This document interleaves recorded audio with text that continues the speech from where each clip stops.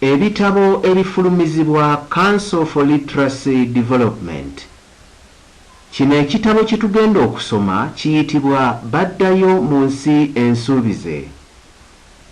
Kyawandiikibwa Luyimbazi Godfrey. Kyasooka okufulumira mu kyapa mu mwaka gw'2003. Oluvannyuma ne kitereezebwa era ne kifulumira ku lutambi lwa audio mu mwaka gw'2017.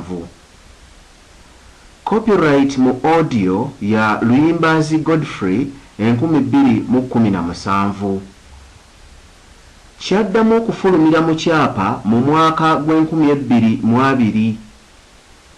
Copyright mu kyapa ya Luyimbazi Godfrey 2002. Kyasomebwa era ne kifulumira ku lutambi lwa video mu mwaka gw'2002. Copyright mu video ya Luyimbazi Godfrey 2002. Kyasomebwa mu ddoboozi ly'omuwandiisi lyennyini. Ennyanjula. Okusinziira ku Bayibuli oyinza okuba ng'ojjukira bulungi nti Abayudaaya baaliko mu buwaŋŋanguse mu Babulooni. Baatuulanga ku migga gy'e Babulooni ne bakaaba nga bajjukira Sayuuni. Ennaku yali ebaluma nnyo mu buwaŋŋanguse. Baali baluma obujiji mu mirembe egyo. Naye wadde baalina ennaku ku mwoyo, Abayudaaya baali batutumufu nnyo mu mirembe egyo. Abayudaaya abaali abasuubuzi nga bagagga nnyo, abalimi abeereka batyo, abalunzi, ababazzi, mu mirimu gyonna nga balungi nnyo. Kabaka Cyrus owa Buperusi yajja n'awamba Babulooni mu mwaka gw'539 Kristo nga tannazaalibwa. Cyrus yakkiriza Abayudaaya abamu okuddayo mu Palestina bazimbe yeekaalu yaabwe eyali eyonooneddwa. Nga wayise emyaka 2 baagizimba neggwa mu mwaka gw'516 Kristo nga tannazaalibwa. Oluvannyuma Alexander II owa Macedon yalya obwakabaka era n'afuga Palestina. Kabaka ono Alexander yafa talese musika mu mwaka gw'323 Kristo nga tannazaalibwa. Abaserikale be ne balwanagana nga bokka na bokka okukkakkana ng'omusajja eyali ayitibwa Antiochus Epiphanes olwo afuuse kabaka era yakazibwako Antiochus owookuna Epiphanes. Antiochus owookuna we yafiira mu mwaka gw'164 Kristo nga tannazaalibwa.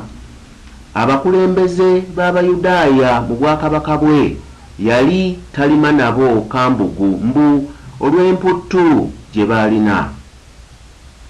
Abayudaaya naddala abavubuka abaali batandise n'okukoppa empisa z'Abayonaani ne banyiigira nnyo kabaka ono kubanga yali atandise okubayigganya ng'ababuzizza emirembe.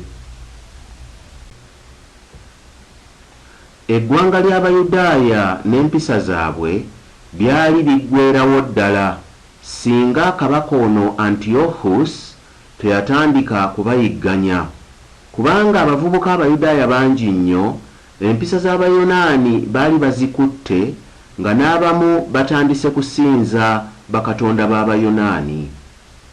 Kabaka bwe yatandika okubayigganya, abavubuka ne beetamwa, n'empisa z'Ekiyonaani ne basuula eri ne beekalakaasa.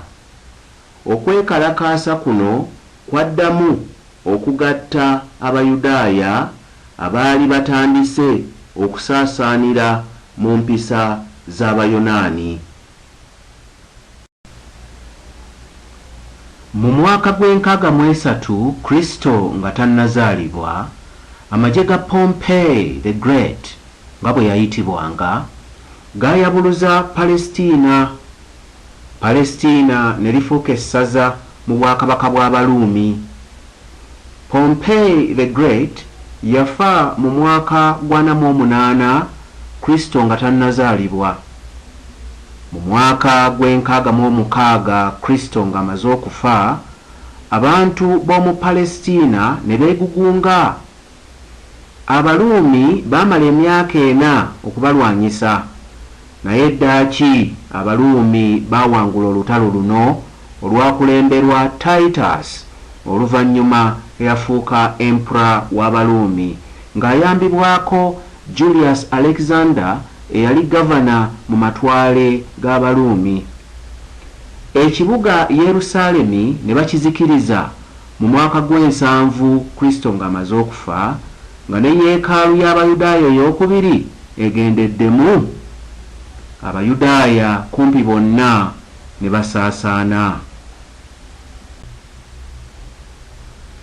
Ng'ensi yaabwe emaze okusaanawo mu Palestina, Abayudaaya newankubadde baali basaasaanidde nnyo ku mawanga, baasigala bali omuntu omu olw'eddiini yaabwe eyabagattanga n'amateeka gaayo agali mu kitabo kyabwe ekitukuvu ekiyitibwa Torah. Naye ekyennaku beesanga tebakyalina butaka bubagatta wadde olulimi lwabwe olw'Ebbulaniya.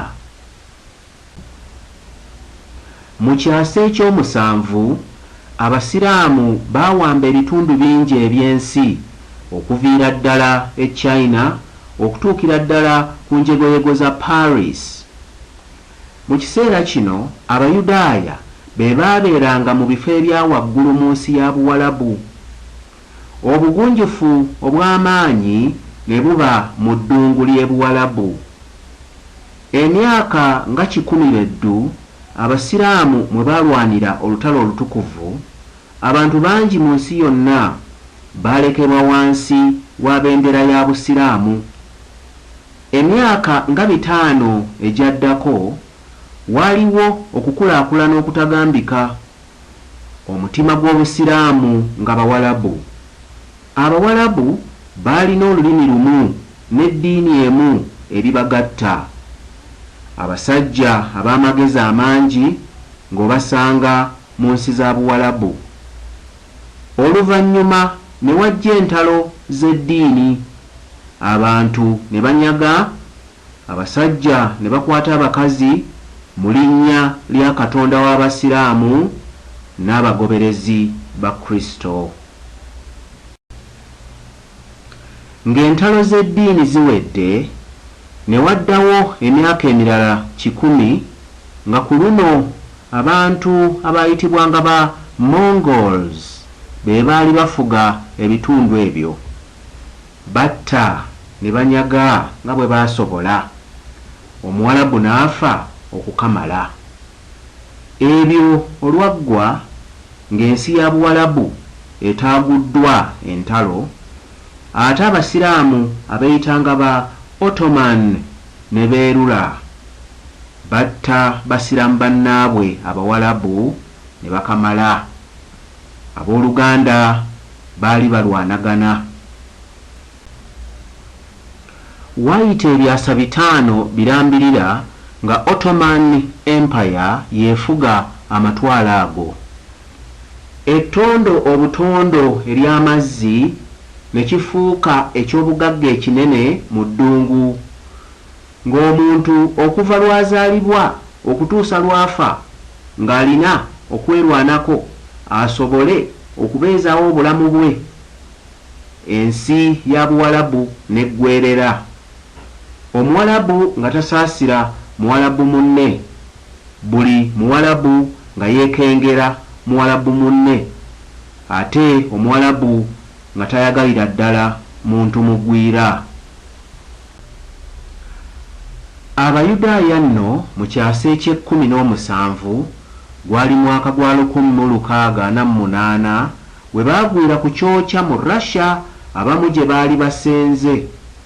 Abarussia ab'ekika ky'Abacossack baasanjaga abayudaaya 50,000 obwana obuto nga babuziika bulamu. Batono abali bakkiriza nti lulikya abayudaaya ne baddayo mu nsi yaabwe ensuubize Katonda gye yabawa. Eyo y'ebadde ennyanjula y'ekitabo kyaffe kino Baddayo mu nsi ensuubize. Council for Literacy Development tujja kudda omulundi ogunaddako n'ekitundu kyaffe ekisooka. Olwaleero tukomye wano. Mweraba.